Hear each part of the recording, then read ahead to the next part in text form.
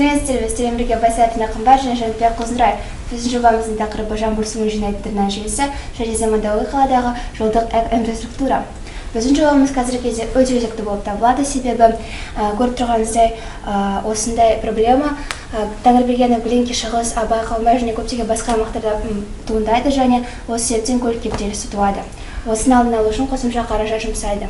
Осы мәселе біздің қаламызда өте өзекті болып табылғандықтан біз жоба жасауды жөн көрдік. Жоба мақсатына келетін болсақ, ол жаңбыр суын жинайтын және де асфальттың опарылып қалуын алдын алатын заманауи экоинфрақұрылым жасау және де ыңғайлы әрі қауіпсіз жол моделін жасап шығару.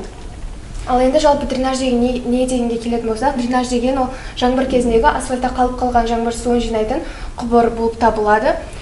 Ал енді келесі біз өзіміздің макетімізді және өз жобамызды таныстыра кететін болсақ, біз осы анимация арқылы бізде көре аласыздар.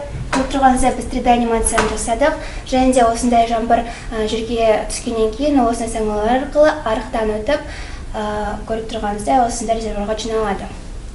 Ары қарай жел генератор арқылы біз насосымыз жұмыс жасап, бізде көгалдандыру жүйесі іске асады. Тамшылай суғару арқылы. Нұрай дұрыс айта кеттің, және де осында бізде көлденең схемасы және үстіңгі көрініс көріп тұрғаныңыздай оның құрылысы. Және де біз жаздың бір айда жиналатын жаңбыр суын есептедік. Және де осы қорытындылар ұзындығы 1 километр, ені 16 метр болатын жолда жазда 396 метр куб су жиналады екен, ал күніне 13 метр куб су. Ал енді біздің жобамыз детальді түсіндіре кетсек, ең алдымен жаңбыр суы бізде саңылау арқылы бордюрдағы өтеді. Жалпы Семейдегі стандартты бордюр биіктігі 15 сантиметрді құрайды, ал біздің саңылауларымыз 11 сантиметрді, ені 20 сантиметр, ал екі саңылау арасында ашықтық 2,5-3 метрді құрайтын болады. Бұл қауіпсіздікті алдын алады. Ал енді байланыстырғыш құбырға өте кетсек, байланыстырғыш құбырдың басты қызметі бұл саңылау мен арықты байланыстыру. Көріп тұрғаныңыздай оның диаметрі 20 см, ұзындығы 2,26 метр. Байланыстырғыш құбырдан өткен жаңбыр суы бізде арыққа өтетін болады. Арықтың бізде тереңдігі 0,48 метр, ал ұзындығы 2,1 метрді құрайтын болады.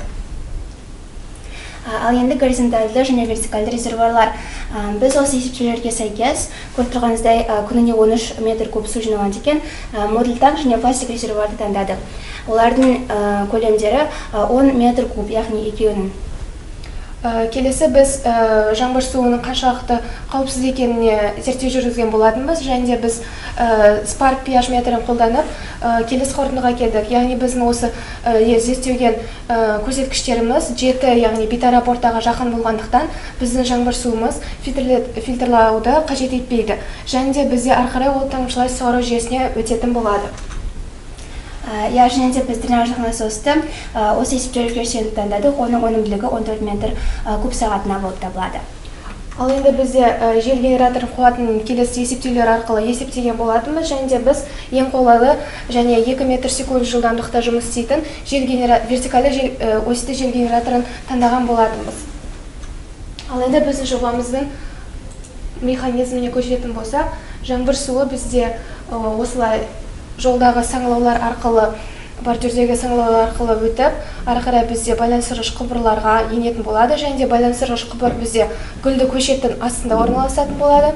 Көріп тұрғандарыңыздай, байланыстырғыш құбырдан өткен жаңбыр суы бізде арық құбырына өтіп, біздің горизонтальды резервуарымызға жиналатын болады.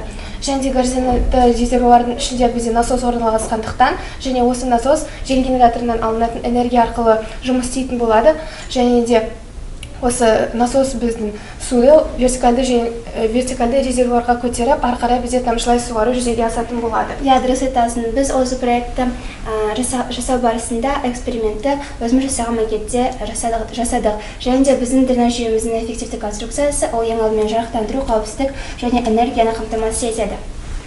Толығырақ осы видеоны көре аласыз. Ал енді біз проект құнын 1 километрға есептеген болатынбыз, және де ол 7 миллион теңге шықты. Бұл салыстырмалы түрде өте тиімді болып табылады. Ал енді біздің жаңашылдығына келетін болсақ, қорытындыласақ, ең алдымен бізде ол тиімді конструкция, екіншісі баламалы энергиясы, яғни жел энергиясы қолданылатын болады. Үшіншісі су қолданысы бізде тұрып қалмайды, яғни ары қарай қолданысқа енетін болады, және түнгі қауіпсіздік және тазалық болып табылады. Қолданылған әдебиет, назарларыңызға рахмет.